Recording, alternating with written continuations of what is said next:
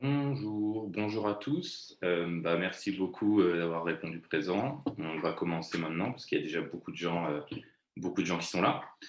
On va du coup, je suis Simon, l'association de marketeurs. Je vais co-animer avec Axel cette conférence avec grand plaisir. On va rapidement vous faire un petit brief de comment va se dérouler la conférence tout simplement et avant de laisser la parole aux personnes concernées. Alors, tout d'abord, on va avoir un petit mot de notre président et ensuite, on va avoir une petite présentation de notre principal parrain et sponsor, la Braise Marketing Academy. Puis, avec Axel, on va vous faire un cadrage théorique du sujet pour enfin discuter avec nos deux invités de choc qui sont Mélanie Grandmoulin et Adèle Loison, et auxquels vous aurez tout le loisir de poser vos différentes questions via le chat. Donc, Nils, si tu veux nous dire un mot. Donc, bonjour à toutes et à tous, bienvenue à cette conférence. Moi, je m'appelle Nils et je suis président de Marketeur et je vais parler au nom de toute l'association ce matin. Tout d'abord, donc, comme disait Simon, merci d'avoir répondu présent à notre événement. Ça nous fait vraiment plaisir et chaud au cœur de voir que autant de personnes se sont en fait intéressées au sujet d'aujourd'hui. Donc, certains d'entre vous le savent peut-être déjà, Marketeur, c'est une jeune asso qui a été créée en 2019 et qui est gérée par les M2 Marketing de l'IGRIAE. Aujourd'hui, elle compte 36 membres et en fait, on organise des conférences sur des sujets marketing d'actualité et on invite pour cela des pros, des étudiants et tous les passionnés en fait du domaine. Aujourd'hui, on a le plaisir de traiter du marketing à l'ère du consommer moins. C'est un sujet qui est hyper important et qui est dans l'air du temps et on accueillera pour l'occasion donc Mélanie Grandmoulin et Adèle Loison et on les remercie par ailleurs pour leur présence. Donc voilà, je vous souhaite une très belle conférence à toutes et à tous. Je vais maintenant laisser la parole à Coralie Gourlet et Julia Mond de la Braise Marketing Academy, donc comme disait Simon, qui nous parraine et qui a su nous accompagner depuis le début de notre aventure. Merci. Bonjour à tous, je suis Coralie, la Braise Marketing Academy, accompagnée de Julie. Bonjour. Donc, moi, je m'occupe de la coordination du réseau au niveau régional et Julie se présentera par la suite et est l'animatrice du 35. La Braise Marketing Academy est née en 2017 et est née d'un constat en fait qu'il n'y avait pas de réseau de marketeurs et de communicants en Bretagne. Et c'est pourquoi en fait on a créé ce réseau qui est à l'initiative du réseau Produits en Bretagne. Pourquoi la Braise Marketing Academy? Qu'est-ce qu'on vient y faire? Qu'est-ce qu'on y retrouve? Comment ça fonctionne? Donc, c'est un réseau qui permet de se retrouver, comme je l'ai dit, entre marketeurs et communicants, associant également les enseignants-chercheurs, puisque lors de nos rencontres, nous avons toujours une part théorique qui permet de mettre en avant aussi les travaux des enseignants-chercheurs en Bretagne. L'intérêt d'un réseau aussi de marketeurs et de communicants, c'est de pouvoir apprendre les uns des autres, partager en toute convivialité, comme on peut cette année, trouver des solutions aussi marketing en Bretagne. Et surtout, les rencontres permettent de s'ouvrir, prendre de la hauteur et pourquoi pas aussi trouver des prestataires, des clients aussi au sein de l'écosystème breton. Pourquoi aller chercher une agence de communication à Paris, par exemple, alors que nous avons les ressources en Bretagne et les savoir-faire tout aussi intéressants qu'ailleurs. Donc voilà un petit peu pour le fonctionnement du réseau et du coup, comment on s'organise. Donc, on organise 3 à 4 rencontres régionales par an sur différents sujets et des animations locales. Julie reviendra dessus. Pour les rencontres régionales, donc les dates sont affichées pour 2021. On a le 2 février sur le marketing territorial, le 11 mars sur le marketing de la diversité. Les deux seront en visio. Et le 15 juin et le 14 octobre, ça sera sur soit le neuromarketing ou alors l'impact du climat sur la stratégie marketing. Nous n'avons pas encore déterminé les dates exactes. Donc, pour nous retrouver, poursuivre la Braise Marketing Academy, donc un seul lien, donc notre page LinkedIn Braise Marketing Academy. Et je vous conseille de vous inscrire aussi en haut de la page sur un formulaire Typeform qui vous permettra de rentrer dans notre base et de recevoir directement l'information. Je passe la main du coup à Julie pour présenter l'animation en local. Merci Coralie. Bonjour à tous. Moi, je vais faire assez rapide. En fait, je suis une animatrice sur la région de l'Ille-et-Vilaine. Donc, comme disait Coralie, il y a 4 rencontres régionales et ce qu'on essaye de faire aussi au niveau du département, c'est de faire une rencontre départementale chaque trimestre également.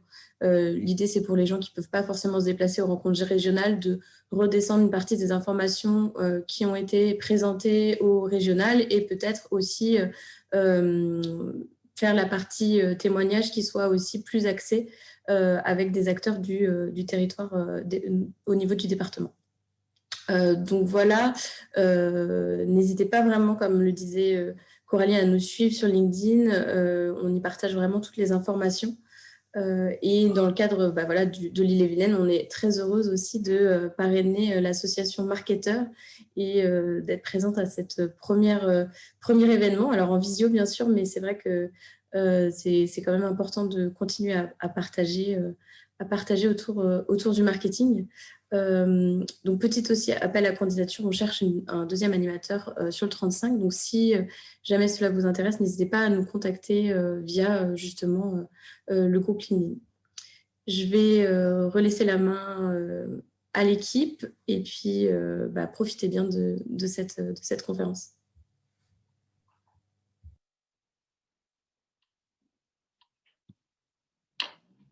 Donc parfait, merci beaucoup Coralie et Julie pour cette présentation. Donc maintenant avec Simon, on va vous présenter un peu le thème de la conférence d'aujourd'hui pour aller un peu plus loin. Donc aujourd'hui, on va donc parler du consommer moins. Donc la tendance du consommer moins est récente, mais représente un enjeu de taille pour le marketing. Donc sans vouloir paraître trop scolaire, on va définir rapidement le sujet et le contextualiser. Tout à fait. Donc on peut commencer par deux petits chiffres, moins 0,7 et moins 2,6%. Que peuvent bien signifier ces chiffres, Axel ?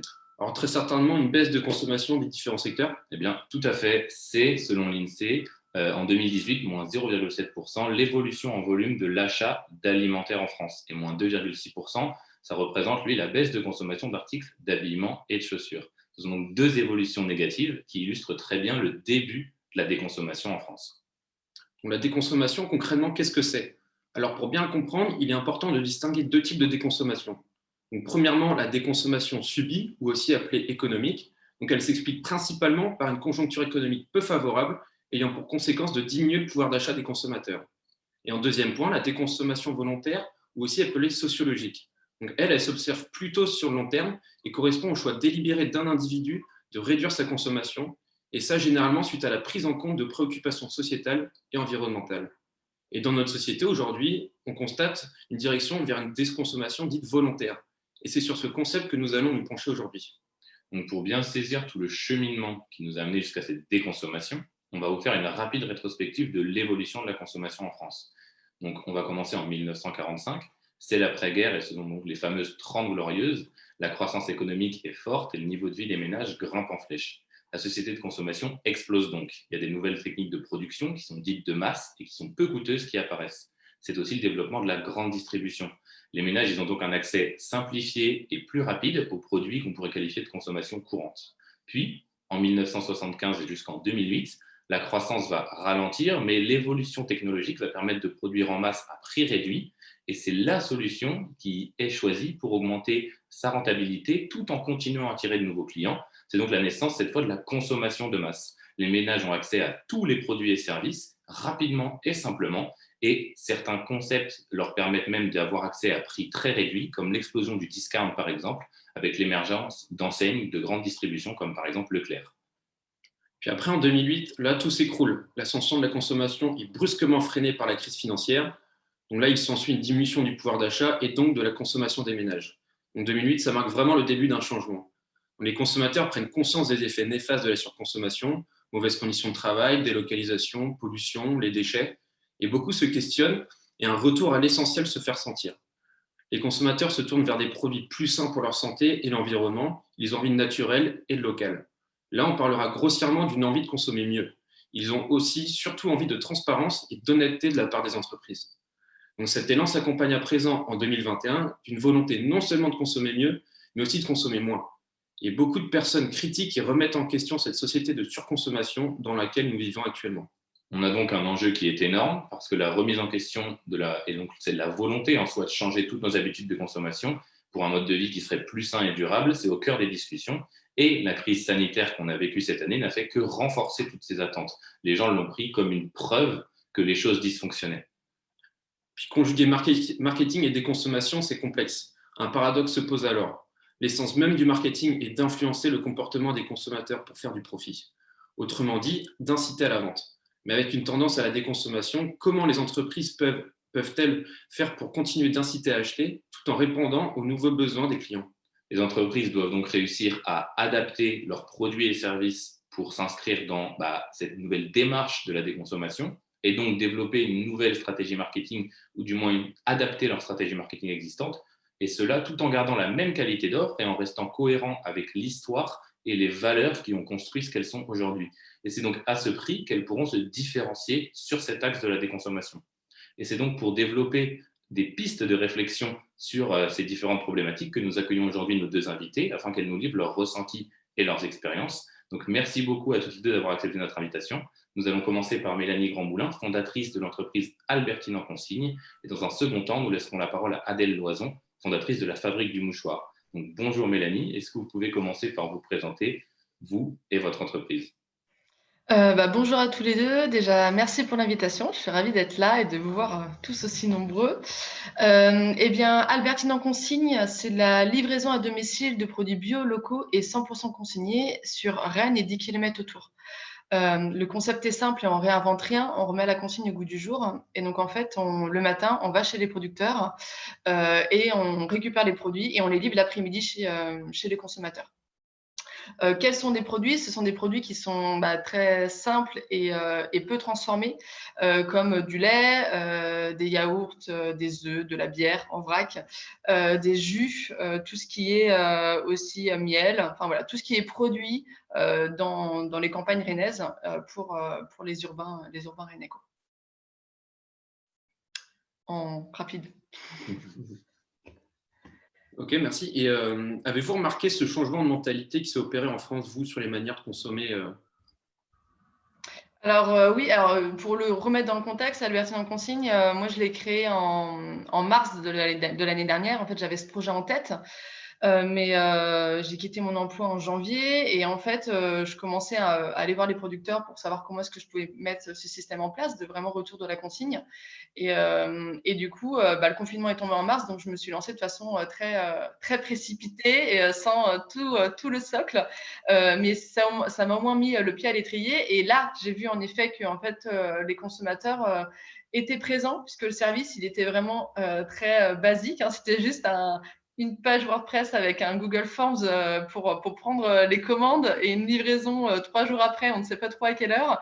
Et les clients étaient bien présents. Donc, oui, moi, je vois un changement de consommation. Après, ce n'était pas mon métier non plus il y a 3, 4, 5 ans, donc je n'ai pas ce retour-là. Mais je ne sais pas si en effet, il y a 3, 4, 5 ans, j'aurais eu cet engouement-là sur les livraisons. Donc, en effet, les clients aujourd'hui que j'ai, ce sont des clients qui sont ultra engagés. Ce sont des personnes qui veulent consommer local, qui veulent être en zéro déchet et qui veulent bien manger, que ce soit des produits bio ou en tout cas en cours de conversion, et qui sont aussi prêts à s'investir dans cette gestion de la consigne, dans l'effort en tout cas de s'approvisionner en local. Donc ouais, en tout cas, moi, mes clients à moi sont ultra engagés et je pense qu'en effet, il y a des mentalités qui changent. D'accord. Et vous faisiez partie un peu de cette communauté ultra engagée, même avant de lancer Albertine en Consigne? Ouais, justement, c'était mes valeurs en fait. Et je me disais, c'est dommage, j'arrive pas à retrouver des produits consignés. Ou alors, c'est super complexe. Il faut aller avec tous ces bocaux dans les magasins, faut gérer ça. Et surtout, les produits que je trouvais, des fois, c'était pas des produits qui étaient faits à côté. Et c'est assez frustrant de se dire, le jus de pomme qui est fait à 20 km, je peux même pas le retrouver assez facilement, moi, pour m'approvisionner. Donc oui, j'étais déjà complètement dans cette démarche. Je suis aussi dans la génération en quête de sens qui quittait mon travail pour faire quelque chose qui pour moi je mets ma petite pierre à l'édifice en fait. Donc oui, je fais complètement partie de ce type de consommation là, oui. Et du coup, vous, c'est quoi les leviers de changement de consommation que vous mettez en avant pour un peu rentrer dans cette démarche? Alors, les leviers de type de consommation? Oui. Les leviers de type de consommation, c'est-à-dire en marketing, en fait Plus dans le marketing, ouais. Moi, je suis aussi en cours de création. Ça fait que 8 mois, donc je teste encore mon modèle, j'avance. Mais ce qui est sûr, c'est que je veux absolument que ce soit 100% transparent. En fait, à un moment donné, je puisse aussi mettre en avant les producteurs. C'est eux qui font le boulot, hein, clairement. Moi, je récupère les produits, je les distribue, mais c'est eux qui font 3 métiers en un. Ces agriculteurs qui font aussi de la transformation à la ferme et tout ça. Enfin, c'est assez fou. Donc, c'est vraiment la mise en avant des producteurs, la transparence sur tout le circuit, comment ça fonctionne, et puis derrière l'impact écologique. Parce que gérer de la consigne, c'est de la logistique, ça coûte cher. Et donc, si on ne met pas en avant justement l'économie que cela engendre de passer à la consigne d'un point de vue énergétique, environnemental, ça ne fonctionnera pas. Donc l'objectif, c'est vraiment d'être le plus transparent possible sur l'ensemble de la chaîne pour embarquer les consommateurs et qu'eux ne se sentent pas floués, en fait. Se dire, OK, c'est assez simple et assez transparent, ce système-là, quoi. Donc, c'est un peu un retour à la simplicité, quoi. Ouais, bah, en fait, à la simplicité et aussi en utilisant les moyens d'aujourd'hui. Parce que l'objectif, c'est demain d'aller vers un système qui est vraiment beaucoup plus digitalisé. On a des moyens aujourd'hui pour que ce soit plus simple qu'à l'époque. Mais c'est d'aller, c'est d'utiliser les codes digitaux pour faciliter la consigne, quoi. Et en fait, c'est aussi de se dire, là, il y a des consommateurs qui sont ultra engagés, qui, eux, font l'effort de prendre l'ensemble des contenants, d'aller dans des magasins spécialisés, de revenir avec les contenants. Aujourd'hui, c'est aussi mes consommateurs. Demain, moi, ma cible, j'aimerais bien réussir à toucher des foyers qui se disent, OK, en fait, je me fais livrer par Albertine en consigne parce que les produits sont bons et en plus, c'est consigné. Donc, réussir aussi à démocratiser la consigne et embarquer des gens qui, à la base, ce n'était pas l'atout premier, quoi. D'accord. Et donc, justement, c'est très intéressant.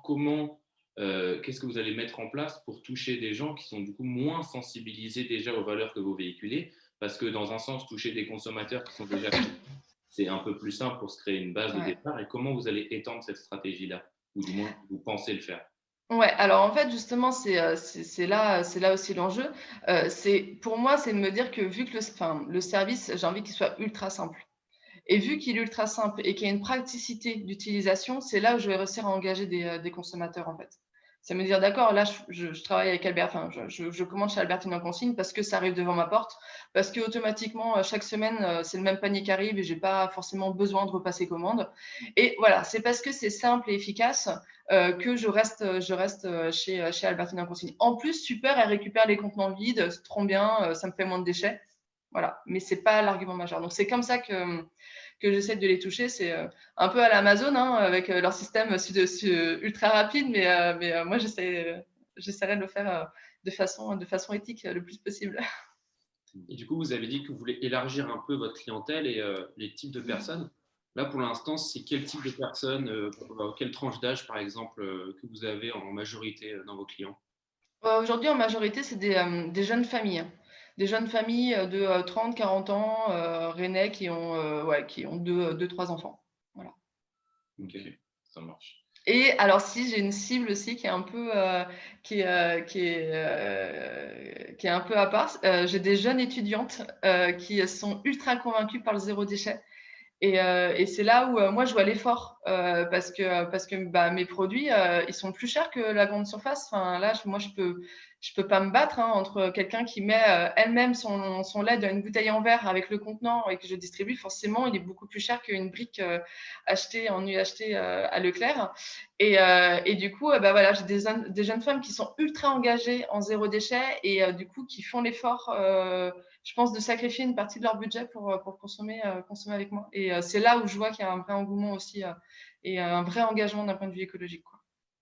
Et alors, au moment du lancement, comment vous avez fait même pour convaincre rien qu'une toute petite base de consommateurs, pour mettre vraiment en avant le fait que votre business s'inscrivait dans une démarche responsable, etc. Votre plan de com, en fait, c'était quoi? Alors, mais en fait, faut se dire que moi, quand je me suis lancée, le confinement a été annoncé le lundi. Le mardi, j'ai fait une page web, une page WordPress. Le mercredi, je l'ai lancée sur des sites. J'ai juste mis la page sur les groupes Facebook Zéro Déchet. Et le vendredi, j'avais 15 livraisons que j'ai fait dans ma Twingo. Donc, le plan marketing et le plan de com, Clairement, je ne l'avais pas du tout anticipé. En fait, c'est juste mes producteurs qui m'ont dit là, on va jeter nos produits, donc lance-toi. Et je pense que c'est ce côté, en fait, très sincère qui l'a fait parce que c'est ce que j'ai raconté. Je sais, voilà, je vous mets à disposition des produits. J'ai mis la livraison offerte parce que moi, je ne voulais pas bénéficier de ce confinement pour lancer plus mon activité que ça. Donc, du coup, je suis allez-y, je vous aide, quoi. Et c'était aussi un contexte qui était complètement particulier, c'est que là, les premières semaines de confinement, tout le monde était collé aux réseaux sociaux, on ne savait pas ce qui allait nous tomber dessus, on voulait absolument faire marcher les producteurs. Donc voilà, je suis arrivée aussi à un moment où il y a eu un peu plus de visibilité. Mais je pense que c'est le discours très sincère qui a marché, en fait. Juste dire, voilà, c'est moi, je lance un truc et advienne que pourra. Il n'y a pas de plan. On a une première question dans le chat. Comment gérez-vous la logistique de la consigne, nettoyage des contenants notamment?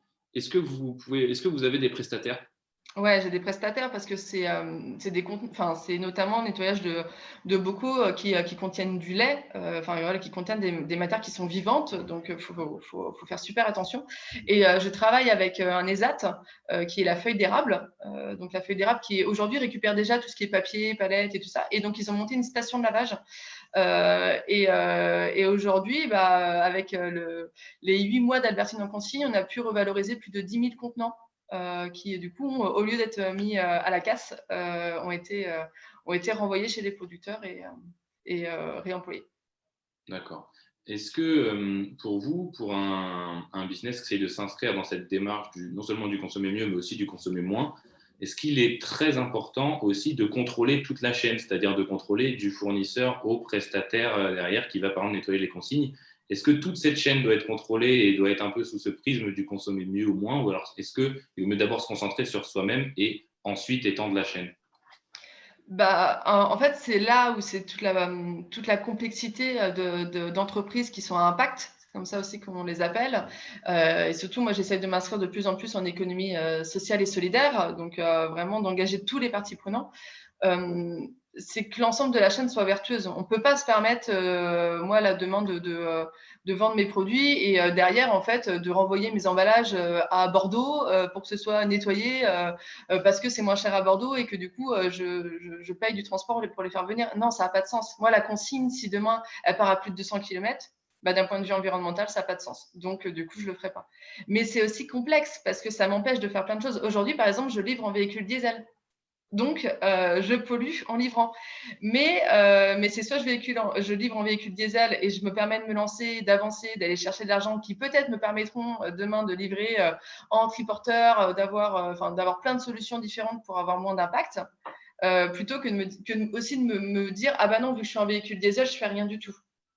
Donc en fait, c'est là où il y a un juste milieu, c'est-à-dire c'est pas parfait. On peut pas se lancer en cochant toutes les cases et que tout soit parfait. Enfin, c'est pas possible. Ou alors, il faut déjà avoir un fonds énormément d'investissement.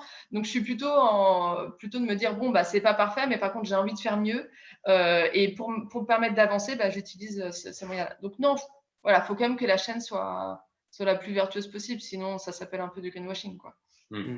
Et donc, est-ce que soit les business qui donc se créent dans cette dynamique-là ou les entreprises qui essayent de faire pivoter leur stratégie vers des choses un peu plus responsables, du consommer moins, est-ce qu'on peut leur admettre le fait qu'elles aient des failles dans un premier temps et qu'elles essayent de les améliorer? Parce que j'ai l'impression aussi peut-être que d'un côté, on a un phénomène de greenwashing qui se met en place, mais d'un autre côté, on a un phénomène à cause des entreprises, on va dire, qui utilisent ce prétexte pour se donner une bonne image, les gens vont aller chercher la petite bête sur n'importe quelle faille qu'ils peuvent trouver, même sur une entreprise qui ferait éventuellement des efforts. C'est là où c'est toute la complexité.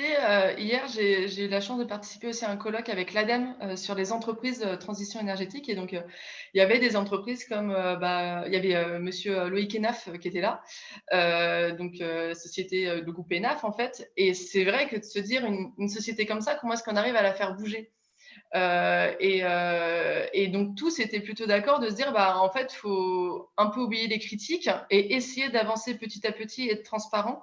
Mais je pense que non, il n'y a pas les entreprises de l'économie sociale et solidaire qui sont toutes vertueuses et parfaites et les vieilles entreprises très commerciales, capitalistiques. Je pense que il y a 20 ans, on nous aurait demandé de créer une entreprise, on l'aurait fait comme ça. Et puis, en fait, je trouve que ce qui est génial, c'est qu'aujourd'hui, ces entreprises-là se posent la question et essayent d'avancer. Donc, si l'écosystème, si les consommateurs les encouragent pas et leur tapent dessus au moindre effort, parce que c'est pas parfait, c'est pas ça qui fera avancer tout le système. Donc, non, je pense qu'il faut encourager toutes les initiatives, même si c'est des petites, c'est pas grave, c'est déjà ça. Après, en effet, sur celles qui clament haut et fort qu'elles font des choses nickel et que derrière, c'est qu'à moitié vertueux, c'est là où c'est plus complexe et que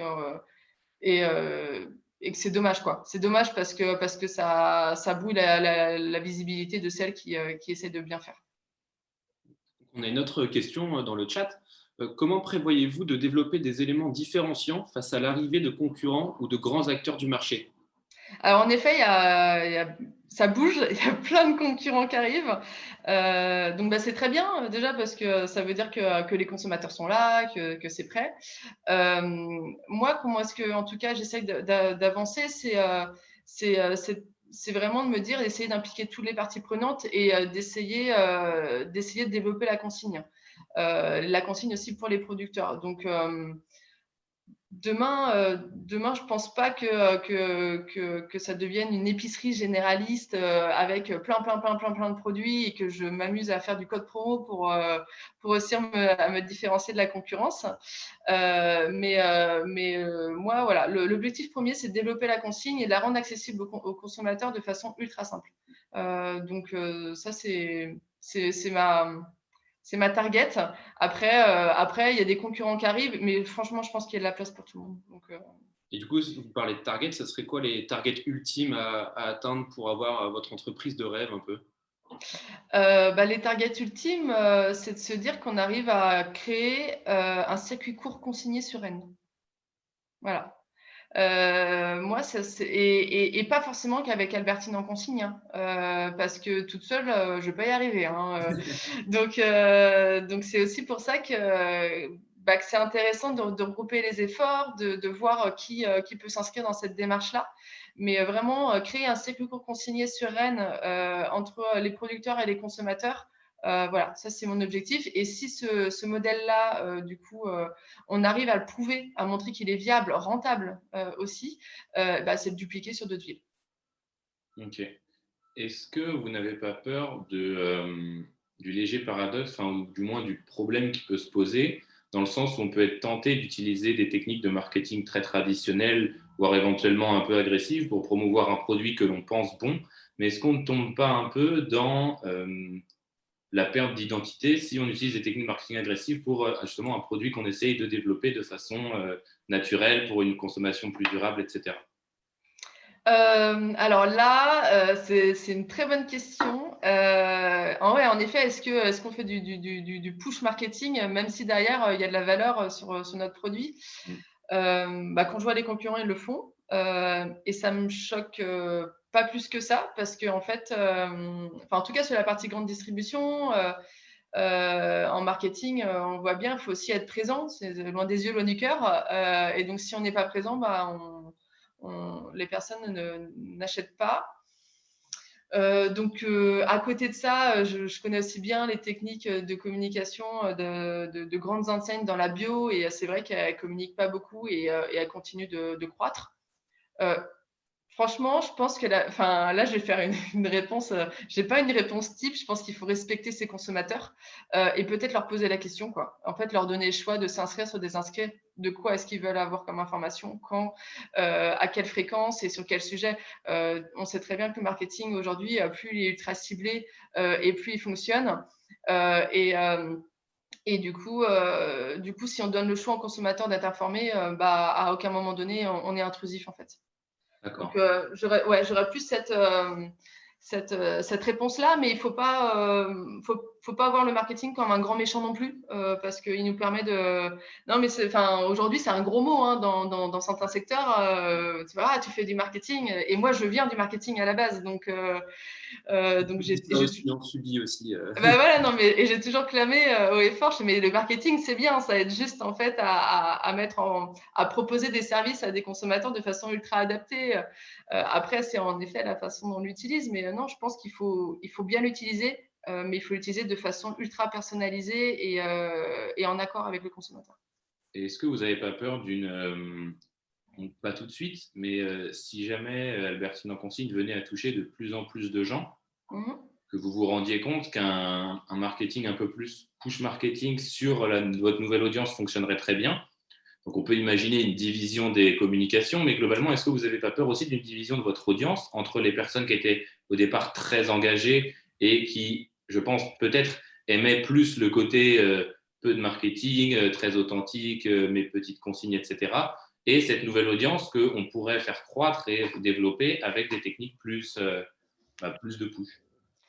En effet, c'est une des problématiques. Moi, il y a aussi un autre axe que j'essaie de développer, c'est aussi le retour de la convivialité lors des livraisons et aussi de livrer de façon un peu différente. C'est-à-dire que si la personne n'est pas présente à son domicile, eh ben, elle pourra, si elle veut, envoyer au livreur l'adresse de sa voisine, l'adresse du boulanger, et moi, je dépose à ces personnes-là.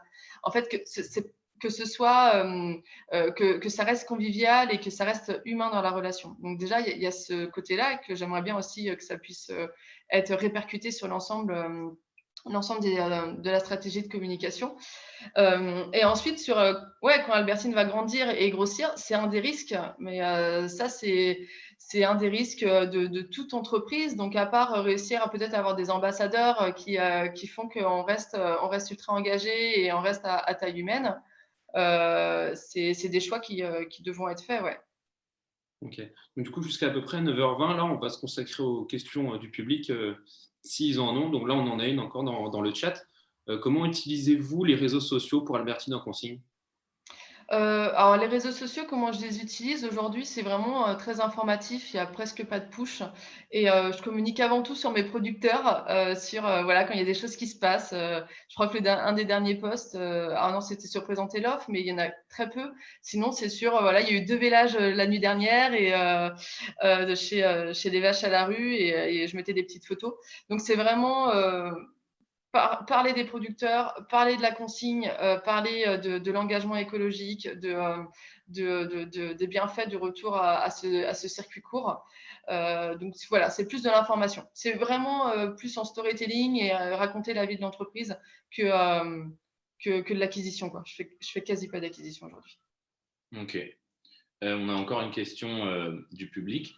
Ne faut-il pas davantage communiquer sur les vertus de la consigne plutôt que la mise en avant de la marque de votre enseigne, en d'autres termes, ça c'est parti. En d'autres termes, faire de la pédagogie. Est-ce que ce n'est pas votre plus grand enjeu à court terme? Complètement. Et c'est aussi pour ça que demain, quand on pourra faire des événements à la ferme pour montrer comment fonctionne la consigne et tout ça, ou en unité de lavage, pour mes clients, ça serait super. Ouais, c'est complètement l'enjeu, c'est de montrer que demain, la consigne, c'est facile, c'est possible et c'est vertueux. Donc oui, c'est un des enjeux, c'est tout à fait. Ensuite, envisagez-vous de proposer les produits de vos producteurs dans des points de distribution éco-responsables, Mamie-Mesure ou autres? Ouais, complètement. Alors aujourd'hui, c'est pas encore défini. Alors Mamie-Mesure, on se connaît bien, mais en fait, on distribue un peu les mêmes produits. Donc, si je distribue mes produits chez elle, je crois pas qu'elle va vraiment apprécier. À part, en tout cas pour Mamie-Mesure qui fait de l'alimentaire plus d'entrain chez Bérangère. Mais en effet, des points relais, c'est une des possibilités qui est envisagée. Aussi grouper des livraisons chez des consommateurs, c'est aussi envisagé. Il y a plein de choses qui sont envisagées pour diminuer cet impact aussi carbone, parce que aller d'un point A à un point B chez le client, c'est aussi un impact carbone. Donc oui, il y a plein de choses qui sont envisagées. Ok. Alors, on a une question qui est: y a-t-il des produits que vous n'arrivez pas à commercialiser en consigne? Et donc, moi, j'aimerais bien aussi pousser la question et vous demander: est-ce que vous pensez qu'aujourd'hui, vu que le consommer moins n'est pas encore le mode de consommation de référence, on va dire, que les choses ne sont pas forcément faites pour qu'on puisse facilement exporter ce mode de consommation à tous les produits. Est-ce que vous pensez que c'est une difficulté pour les entreprises qui se lancent là-dedans, qui rencontrent des barrières du fait d'un système qui n'est pas encore adapté à leur façon de commercialiser les produits? Ah bah complètement. En fait, moi là sur Albertine en consigne, en fait, j'ai des mini business models que je développe parce que en fait rien n'est construit. C'est-à-dire que la station de lavage pour laver l'ensemble des contenants, elle est super récente, qu'on est encore en train de travailler sur la rentabilité de ce système-là. Donc là, il y a tout à inventer. Que de réussir à remettre la consigne chez les producteurs, c'est pareil, il y a tout à réinventer. Et il y a plein de produits qui ne sont pas accessibles en consigne, évidemment. Donc du coup, toute la gestion des flux et tout ça, ça aujourd'hui, ça n'existe quasi pas. Donc en fait, il faut inventer plein de choses. Et puis les stations, enfin je reviens sur le nerf de la guerre qui sont quand même les stations de lavage. On les a toutes supprimées dans les années 50. Donc notamment pour nettoyer les bouteilles. Aujourd'hui, les bouteilles de bière, moi j'ai trouvé un petit système, mais par contre, on n'est pas encore optimum et on attend une grosse station de lavage de bouteilles sur Rennes, mais qui va arriver d'ici 1 an à peu près. Donc en fait, voilà, tout ça a disparu et donc il faut aussi recréer tout cet écosystème-là et embarquer le plus d'acteurs possible. On a une autre question. Quelle autre ville souhaiteriez-vous développer après Rennes? Alors, je sais pas encore. Là, en fait, je pense que l'autre ville, ça sera surtout trouver une personne qui a aussi envie de porter ce projet-là dans cette autre ville. Moi, j'avais mon réseau de producteurs, j'avais mon réseau local, et c'est comme ça aussi que ça marche. C'est-à-dire que si on veut garder un esprit très proche, local, bah, il faut que la personne elle soit de la ville, en fait. Juste exporter, ça fonctionnera pas. Et puis, c'est aussi tributaire de la station de lavage, puisque l'idée, c'est que s'il y a une autre ville, c'est hors de question qu'on fasse venir à Rennes pour nettoyer. Donc, c'est un petit peu tous ces paramètres-là. C'est avoir quelqu'un qui a envie de porter un projet comme ça, et puis avoir une station de lavage, et ensuite on duplique.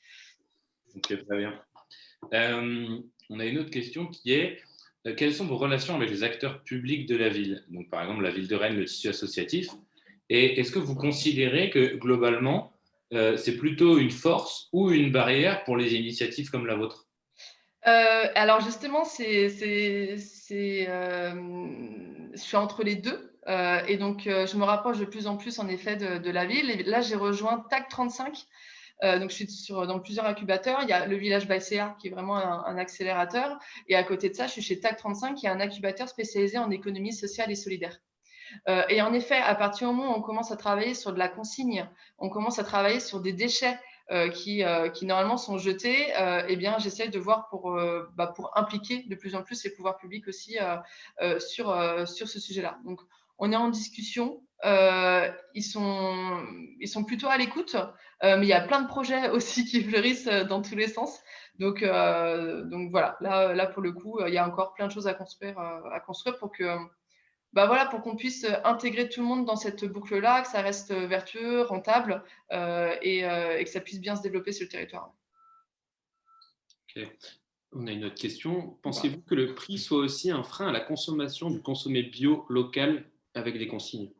Ouais, complètement. Ça, c'est une de mes frustrations, c'est que du coup, mes produits sont chers en fait, et pourtant je marge à 25% sur les produits en quasi, donc c'est quasi rien pour vivre.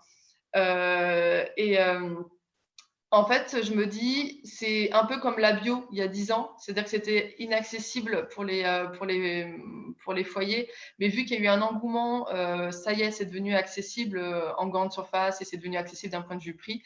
Eh bien, en tout cas, moi, j'espère que demain, avec la force de frappe qu'on pourra avoir avec Albertine en consigne, on pourra proposer des systèmes qui soient accessibles à tous, avec peut-être des livraisons suspendues, comme on peut le faire dans certains bars ou restaurants où en fait ce sont les personnes qui achètent le plus régulièrement qui permettent de financer des produits pour des personnes qui ont moins de moyens.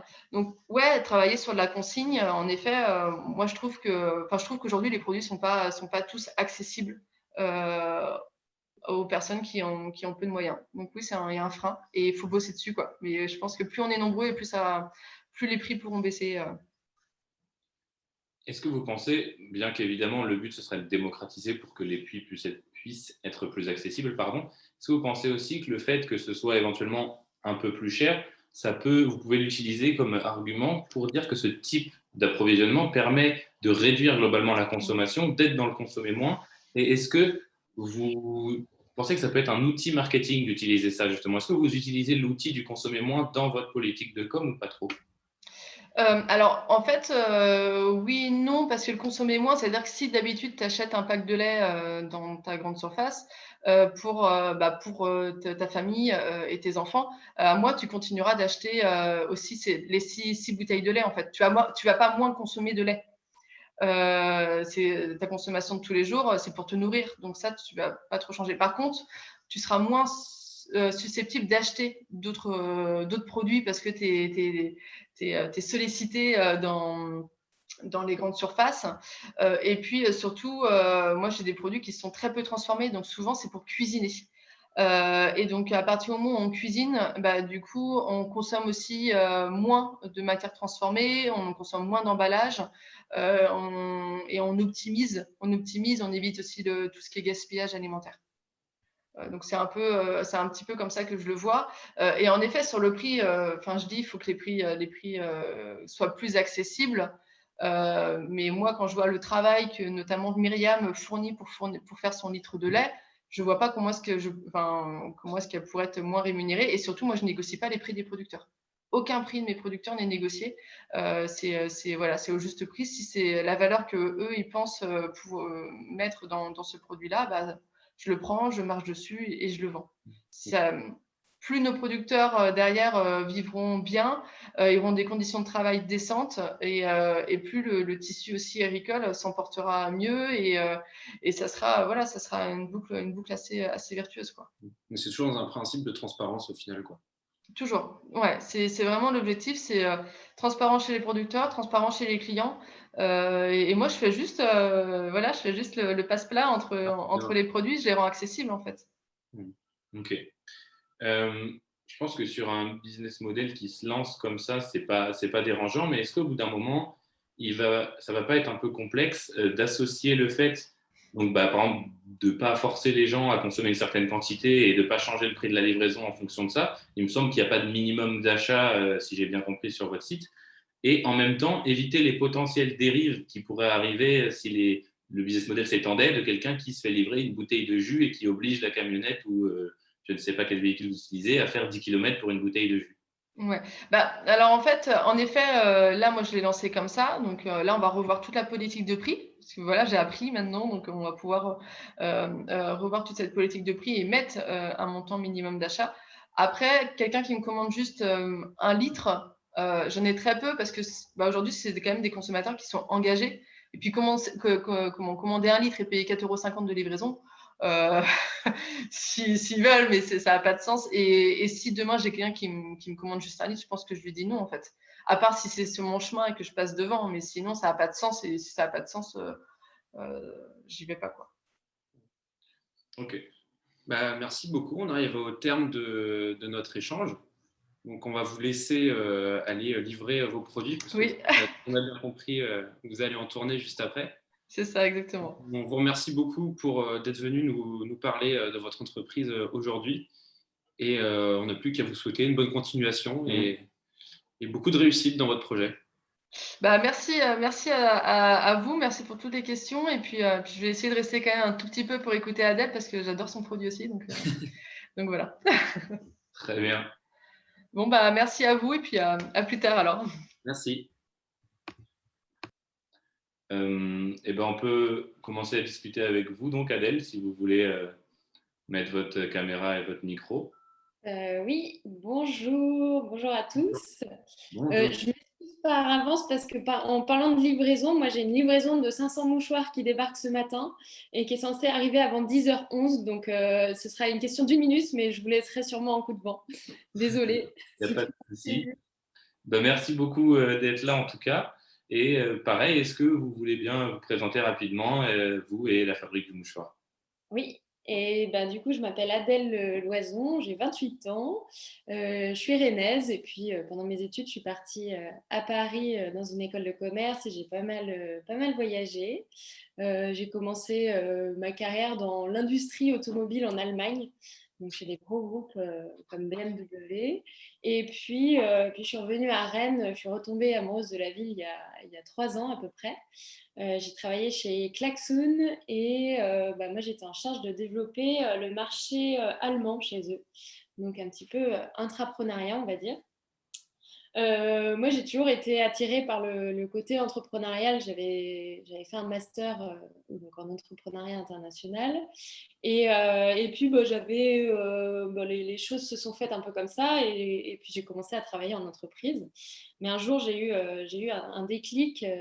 C'est le jour où mon père a sorti un vieux mouchoir à carreaux marron de sa poche. J'ai regardé avec des grands yeux et puis je lui ai dit, mais attends, c'est hyper ringard. Et en fait, il m'a dit, tu vas voir qu'un jour, ça va revenir à la mode. Et en plus, j'arrive pas à en trouver des jolis. Donc ça, c'est vraiment le point de départ de la fabrique du mouchoir. C'était en 2018. Donc ça a mis du temps à germer. Moi, j'ai fait mes recherches sur Internet dans l'objectif de tout simplement lui prouver qu'il avait tort, qu'on pouvait trouver des jolis mouchoirs. Et en fait, non, il avait plutôt raison. À l'époque où on trouvait plus de mouchoirs jolis, on trouvait plus de mouchoirs made in France malgré, je pense que vous connaissez les mouchoirs de Cholet. Donc il y avait une grosse tradition et un super savoir-faire autour de cette ville. Et puis, ben, il y a 2 ans, on avait quand même déjà la tendance zéro déchet qui prenait vraiment son essor. Et pourtant, je trouvais que le mouchoir en tissu, il était quand même très délaissé, très ringardisé encore. Donc, j'ai décidé de m'accrocher, enfin de m'atteler à relever le défi de remettre au goût du jour les mouchoirs en tissu. Donc, j'ai créé, j'ai eu l'idée de la fabrique du mouchoir. L'idée, c'était de faire un mouchoir en tissu qui soit fabriqué en France. Ça, pour moi, c'était incontournable. De mettre en avant le côté zéro déchet et puis de savoir aussi comment se heurter aux différents freins qu'on a quand on parle mouchoir en tissu au niveau hygiène, avec le Covid qui est arrivé là-dessus. Mes mouchoirs, je voulais les faire aussi dans une matière qui ait du sens. Le coton bio, j'étais pas trop pour dans le sens où je me suis dit pourquoi faire un mouchoir fabriqué en France avec une matière qui vient de l'autre bout du monde, qui n'est pas trop tracée. Donc j'ai commencé à me poser des questions. Il y avait à l'époque plusieurs amis qui commençaient à créer des chaussettes, par exemple, en matière recyclée. Donc je me suis intéressée à ça. Je connaissais rien du tout dans le textile. Et puis, je me suis vite rendu compte que pour faire un mouchoir, les matières recyclées, c'était pas du tout au point. Et je suis tombée sur le lin. Donc, le lin, c'est une plante qui pousse pas très loin de chez nous, entre la Normandie et le Nord-Pas-de-Calais, qui bénéficie de la pluie, on va dire, pour qu'il n'y ait pas besoin de l'arroser artificiellement. Et c'est super écolo, en fait. Et le lin, voilà, ça pousse chez nous. Nous, en France, il faut savoir qu'on est les premiers producteurs mondiaux de lin. Donc, voilà, c'est quelque chose que je ne savais pas. Et puis, voilà, j'ai sorti une marque de mouchoirs plutôt haut de gamme parce qu'il faut savoir que produire en France, ça coûte cher. Et comme Mélanie le rappelle aussi, c'est super intéressant que tu en aies parlé, c'est que quand il y a quelqu'un qui met du lait dans une bouteille de lait, ça a un coût. Quand il y a quelqu'un en France qui va faire le tissage, qui va découper le tissu, qui va aussi le coudre. J'ai choisi un point aussi assez particulier avec un savoir-faire. Et en fait, tout ça, ça a un coût. Donc, c'est aussi l'enjeu de montrer que produire en France et puis produire tout court, en fait, ça a un coût, c'est un savoir-faire qu'il faut mettre en avant.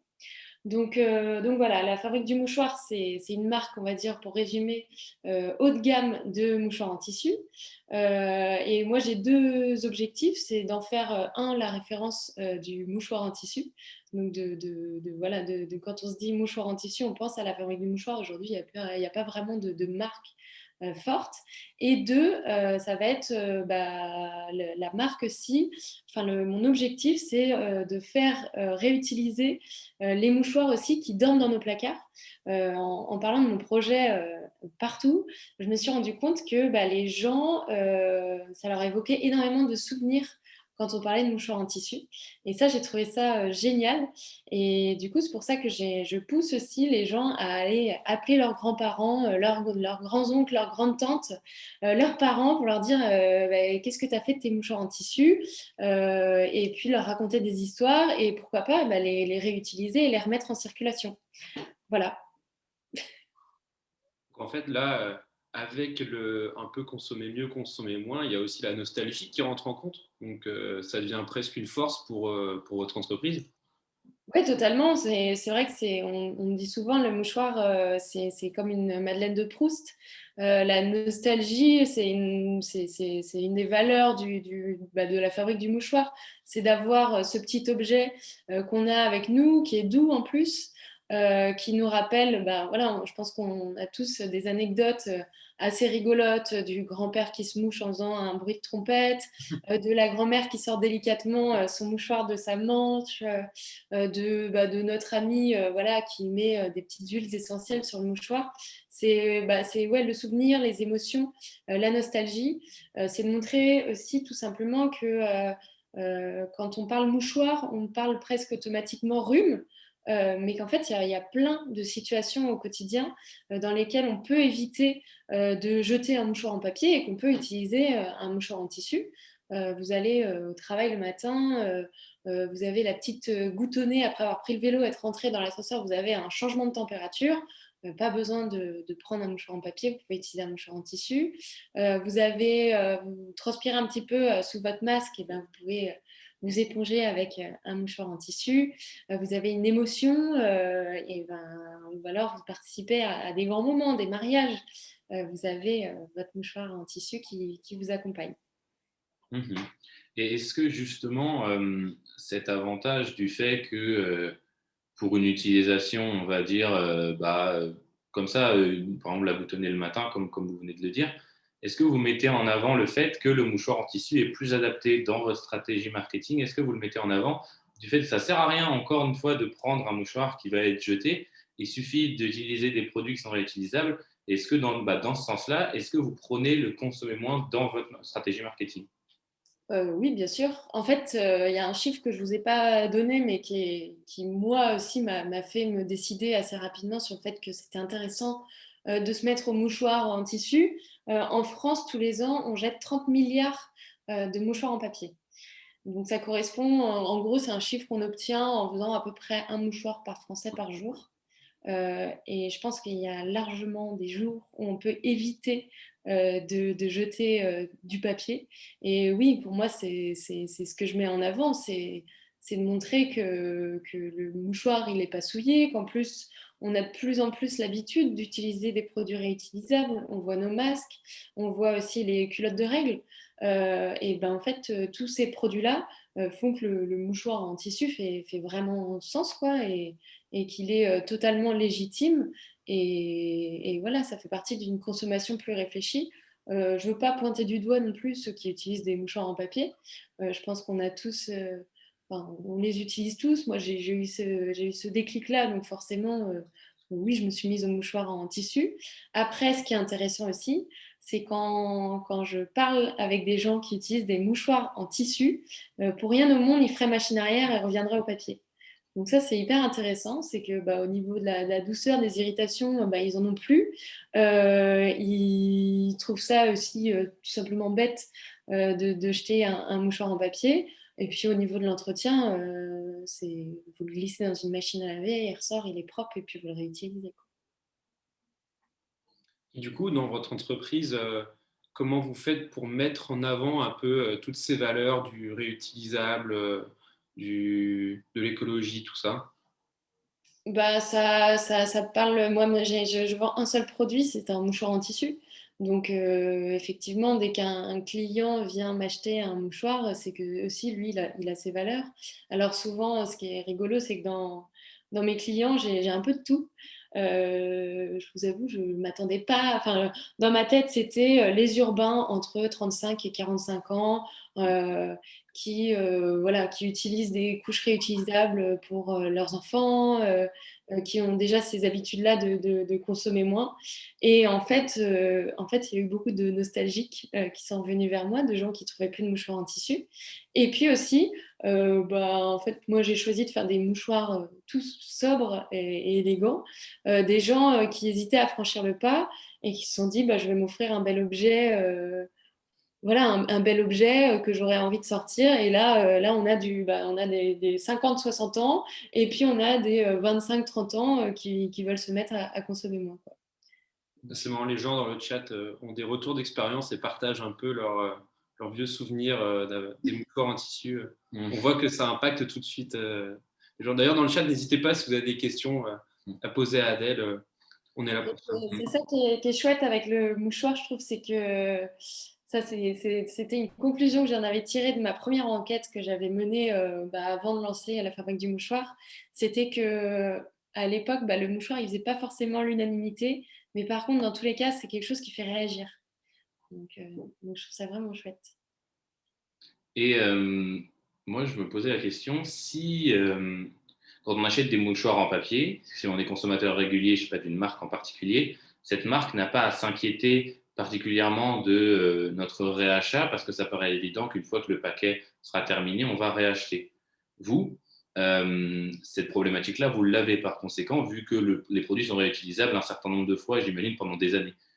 Comment vous allez pallier au fait que peut-être, si jamais vous commencez à atteindre beaucoup de gens, ou justement, si par exemple vous ne parvenez pas à atteindre beaucoup de gens, une fois qu'ils auront un stock de mouchoirs suffisant, je ne sais pas combien de mouchoirs suffisent en tissu, mais une fois qu'ils auront un stock de mouchoirs suffisant, et ils ne risquent pas forcément de réacheter.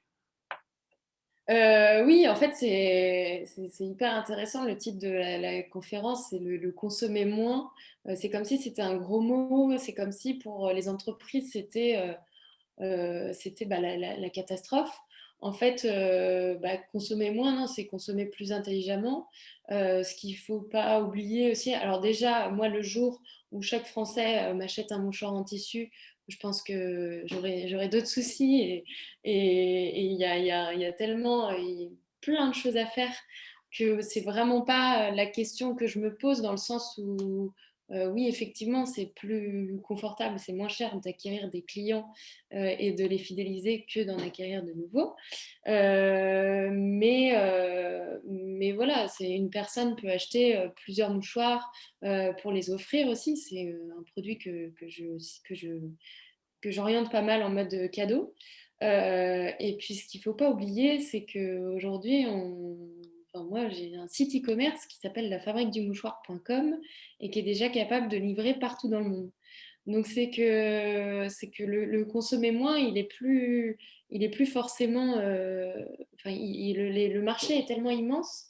Moi, quand j'ai lancé la fabrique du mouchoir, j'ai été capable d'envoyer sur toute la France des mouchoirs. Alors ouais, voilà, le marché est juste plus grand, donc c'est consommer moins, c'est pas trop grave. Après, sans aller, moi, j'ai pas envie d'aller non plus faire mon business que à l'étranger, mais rien qu'en parlant de la France et de l'Europe, c'est un terrain de jeu qui est déjà immense, quoi. C'est vrai. Est-ce que vous utilisez, donc, par exemple, vous m'avez parlé donc, de communiquer sur le fait de faire un cadeau pour quelqu'un d'autre. Est-ce que vous avez d'autres petites techniques comme ça qui permettent justement pour vous de pousser, on va dire, à consommer contre le fait de ce que je disais tout à l'heure, contre le fait que les gens arrivent vite à un moment où ils n'ont plus besoin, entre guillemets, de racheter vos produits? Moi, l'objectif, c'est que les gens utilisent les mouchoirs, en fait. C'est quand même... il y a eu beaucoup de tentatives de remettre le mouchoir en avant, mais sans parler de l'usage. Moi, j'ai vraiment envie de montrer ces multiples usages. Là, je vais sortir des vidéos témoignages bientôt de clients pour avoir leur retour, pour que ça puisse en inspirer d'autres. Donc, voilà. Okay. On a une question dans le chat. Est-ce que vous comptez sortir d'autres modèles et designs de mouchoirs? Oui. Là, j'ai commencé. J'ai lancé le site de la fabrique du mouchoir il y a seulement 3 mois, hein. Donc c'est encore tout récent. J'avais choisi de lancer avec 2 modèles, je peux vous les montrer. Donc c'était un coloris ivoire et coloris bleu célado. Tac. Donc là, vous allez voir la petite nouveauté, c'est que je vais proposer la broderie dans quelques temps.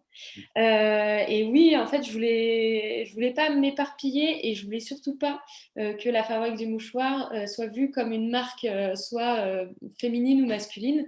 Je voulais que ce soit vraiment unisexe. Donc, il y a une couleur que je vais sortir bientôt qui va plaire beaucoup. Ça va être le rose et un coloris plus naturel aussi. Type un peu taupe qui va sortir. En fait, je suis très dépendante des métiers à tisser de mon tisserand qui est basé à Halluin dans le nord de la France. Donc ces coloris vont sortir quand ces machines seront bien rodées, quand ce sera mon tour en gros. Ok. On a une autre question. On nous demande quelle est la différence. Donc j'imagine, est-ce qu'on a éventuellement des chiffres sur le plan de l'environnement entre l'impact d'un mouchoir en papier et l'impact d'un mouchoir en tissu? Ouais, je vous coupe, j'ai ma livraison qui arrive, désolée. Pas de souci. Alors, j'ai pas les chiffres exacts. Je peux pas vous dire quand on prend un mouchoir en tissu, ça économise tant de mouchoirs en papier.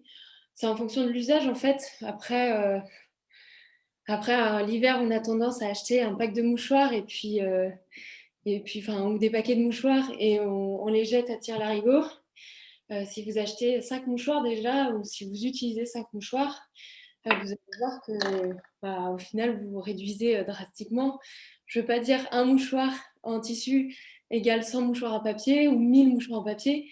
Ça dépend, mais voilà, sachez qu'en tout cas, le lin, c'est hyper écolo, ça pousse tout seul. Donc voilà, ça fait la différence, mais il faudrait que je fasse le calcul un jour. Ok.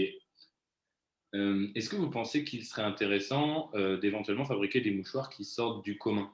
C'est une question du chat aussi. Des mouchoirs moins classiques qui éventuellement, je ne sais pas, reprendraient des motifs qu'il y avait dans les anciens mouchoirs ou justement qui reprendraient des éléments plus actuels, quelque chose qui sont moins classiques. Moi, j'avais choisi c'est vraiment une volonté, un choix de proposer des mouchoirs très sobres, donc très classiques. Après, évidemment, j'ai des concurrents et j'en suis ravie parce que ça veut dire qu'il y a de la demande. Et je pense qu'on a chacun notre vision des choses ou chacun des produits à proposer. Moi, je vois chez d'autres marques, il y a des mouchoirs avec plus de motifs, il y a des mouchoirs avec des angles plutôt ronds. Moi, la volonté, c'était vraiment de remettre un mouchoir assez chic au goût du jour, quoi. On a une question de Coralie. Au-delà des mouchoirs, avez-vous d'autres projets de développement sur d'autres types de produits? Alors, c'est une question qu'on me pose souvent parce que quand on pense mouchoir, on pense serviette en tissu, on pense masque en tissu. Il y a énormément de choses à faire. Moi, la volonté, c'est vraiment de débroussailler tout le marché du mouchoir, en fait. C'est un terrain de jeu, encore une fois, qui est énorme. On parlait d'éducation client tout à l'heure, mais je suis vraiment là-dedans. C'est une pédagogie à apporter, c'est des exemples concrets, des témoignages clients. Donc, j'ai vraiment envie de me concentrer sur le mouchoir en tissu avant de penser à autre chose. Évidemment, j'ai plein d'autres idées, mais encore une fois, ça fait que quelques mois que j'ai sorti le site internet. Ça marche plutôt pas mal et puis je sens qu'il y a des gens aussi qui ont réalisé à quel point, oui, un mouchoir en tissu, c'était pas si sorcier que ça. J'ai tourné une vidéo il n'y a pas longtemps qui va sortir bientôt sur les internets, sur la déconstruction des clichés qu'on a sur les mouchoirs en tissu. Donc, il y a plein de choses à faire. En France, on est hyper nombreux. Je vous parlais du marché européen tout à l'heure, mais rien qu'en France, si un Français sur 10 réutilisait des mouchoirs en tissu, ce serait déjà super, quoi. Donc voilà. Pas encore de nouveaux produits en tête. Ok. On a une question de Justine qui nous demande comment la fabrique du mouchoir est-elle arrivée jusqu'à Jean-Pierre Pernaut pour ses adieux? Alors ça, tout est né autour d'un apéro. J'ai une copine, on se faisait un apéro Skype qui me parle du dernier JT de Jean-Pierre Pernaut. Et d'un coup, dans ma tête, j'ai eu un flash, je me suis dit, mais en fait, il faut que Jean-Pierre Pernaut, enfin, et si les mouchoirs étaient dans les mains de Jean-Pierre Pernaut pour son dernier JT? Et c'est parti de là, elle m'a dit, franchement, si tu y arrives, je te paye une bouteille de champagne. Et, et en fait, c'était là, on était une semaine avant son dernier JT, le vendredi 18 à 13h, 18 décembre. Bah là, je me suis dit, en fait, je me rappelle de quelqu'un qui m'avait dit en 4 numéros seulement, chaque personne dans le monde peut joindre Barack Obama. Je me dis, ça va être pareil avec Jean-Pierre Pernaut. Et, et donc, j'ai lancé sur les réseaux sociaux, sur le compte Insta de la Fabrique du Mouchoir, le hashtag un mouchoir pour JPP. Le but, c'était de se prendre en photo avec un mouchoir en train de verser sa petite larme, ou même des stars, enfin n'importe qui pleurait, de montrer l'émotion, quoi. Et puis, bah, que ça puisse faire parler aux gens. Qu'est-ce qui s'est passé ensuite? Moi, l'objectif, c'était de trouver son adresse postale. Au final, je ne l'ai pas trouvée. Donc, 5 jours avant son dernier JT, je me suis dit, ben, tu sais quoi, envoie des mouchoirs au siège de TF1. Donc j'avais mis Jean-Pierre Pernaut, le siège de TF1, et puis au dos de l'enveloppe, j'avais dit s'il vous plaît, faites en sorte que ce colis arrive bien entre les mains de Jean-Pierre Pernaut avant vendredi 13h. On était en pleine période de Noël, là, la poste était débordée. Mais je me suis dit, bah, au pire je perds 50 euros, quoi. Et le lendemain, je me rends compte que mon colis était déjà livré. Entre-temps, je contacte sa femme sur Instagram pour la prévenir de mon initiative, quoi. Voilà, je lui dis, je pense que votre mari sera ému, donc j'ai envoyé des jolis mouchoirs. Et elle m'a répondu juste, merci, c'est trop mignon. Et puis, bah, en fait, ça, c'était 2 jours avant le JT et plus de nouvelles. J'avais remué un peu ciel et terre pour que ça se fasse, mais j'avais pas de nouvelles, je ne savais pas. Et puis le jour de son dernier JT, à un moment, il a sorti de sa poche mon mouchoir en tissu. Voilà. Mais c'était super chouette parce que je remercie chaleureusement Jean-Pierre Pernaut. Et ça montrait aussi, là, il y a eu pareil, un nouveau déclic. C'était que le mouchoir, c'est aussi un bel objet qui est là pour vous accompagner dans les moments d'émotion, quoi. Et ça c'était de le faire illustrer par une figure française qui s'intéresse aux cultures, au savoir-faire local, c'était génial, quoi. Voilà. Ah, franchement, bravo, hein, bien joué. On a une autre question. Êtes-vous une marque engagée? Êtes-vous membre d'une association de protection de la planète, par exemple? Moi, aujourd'hui, je suis une petite marque et j'espère être engagée. Déjà, moi, je m'engage personnellement à ce qu'il y ait moins de papier jeté. Mais oui, il y a des choses que je fais pour faire en sorte que voilà, mon entreprise soit plus certifiée, on va dire. Il y a quelque chose auquel j'aimerais beaucoup adhérer, c'est le 1% for the Planet. Le principe, c'est de reverser 1% de son chiffre d'affaires pour des associations enfin une association qui va ensuite reverser tous ces dons des entreprises pour des initiatives pour la planète. Et puis engagé dans le Made in France, moi je trouve que c'est hyper important, même si c'est le Made in France, c'est vraiment pas facile, c'est vraiment très cher. Et puis, il faut vraiment montrer patte blanche aux entreprises avec qui on travaille, mais engagé aussi dans le sens où on me dit, franchement, Adèle, mets tes produits sur Amazon, ça va cartonner. Et moi, je le dis haut et fort, je ne vendrai pas mes produits sur Amazon. Et d'ailleurs, si jamais vous voyez mes produits sur Amazon, mais dites-le moi et criez-le haut et fort dans les journaux. Mais pour moi, c'est pas du tout en phase avec mes valeurs. Même si on me dit, tu vas manquer 1 million d'euros de business si tu fais pas ça sur Amazon, et tant pis, je passe à côté. Moi, ce que j'ai envie, c'est que voilà, on remette aussi au goût du jour les petites marques, qu'on ait l'habitude de reconsommer mieux, de se diriger vers des marques ou des produits plus transparents, quoi. Voilà. Okay. On nous demande également pourquoi ne pas avoir misé sur le savoir-faire des tisserands choletais. Et bah, figurez-vous que les tisserands choletais, donc ce sont les tisserands qui à la base confectionnaient les mouchoirs en tissu. Il n'y en a plus, il n'y a plus de métier à tisser traditionnel choletais. Le seul qui reste, c'est celui qui est au musée du mouchoir à Cholet. Donc c'est pour ça que j'ai misé aussi sur le lin, parce que c'était un tissu tissé en France. Mais par contre, ce qui était important pour moi, c'était que les mouchoirs soient confectionnés. Donc il y a tisser, c'est vraiment faire le tissu, et confectionner, c'est le couper et faire la couture autour. Ça me tenait vraiment à cœur de trouver une entreprise qui soit autour de Cholet. Et ce qui est super, la Ferrière Couture qui vient de m'envoyer d'autres mouchoirs là ce matin, en fait, ce sont des ouvrières qui ont travaillé dans le mouchoir en tissu il y a longtemps. Donc, il y a une réelle histoire aussi. Et quand je suis venue présenter mes mouchoirs il y a 1 an, il fallait que je défende mon projet, et elles étaient toutes hyper contentes de pouvoir travailler sur un produit d'antan, quoi. On a une autre question. Pensez-vous commercialiser vos mouchoirs en point physique également dans le futur? Oui, oui. Alors, peut-être pas avoir directement une boutique du mouchoir, quoique mon rêve, ce serait d'avoir une boutique bien placée à Rennes, avec une machine à broder, et on arrive dans la boutique et on repart avec son mouchoir personnalisé. Mais les mouchoirs, ils sont en vente chez WakaTP. WakaTP, rue Maréchal Joffre, donc une boutique de vêtements éthiques qui est vraiment super. Et Fabienne, la patronne, aide beaucoup les petites marques, les jeunes marques comme moi, à se faire distribuer. Ce qu'il faut savoir, c'est que se faire distribuer dans une boutique, c'est très cher, et c'est très normal, parce que les boutiques ont aussi leurs frais. Ils ont leur point de vente à financer, tout ça.